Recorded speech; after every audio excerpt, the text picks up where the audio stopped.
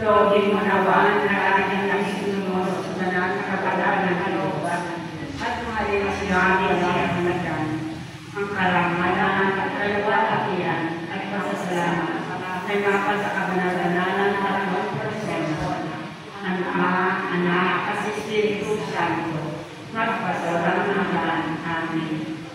Tahimik na panalangin.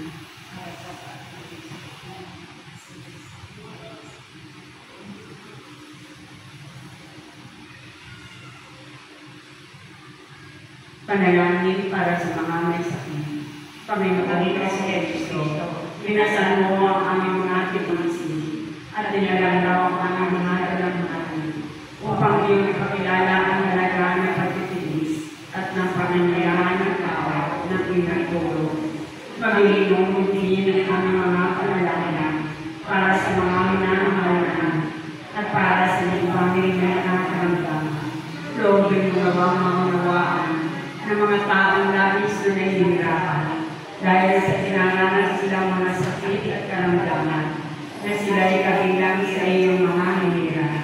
Tulungan mong maunawaan nila na sila ay kaisama mo sa iyong mga pagtitiis para sa kaliligtas ng sangkatauhan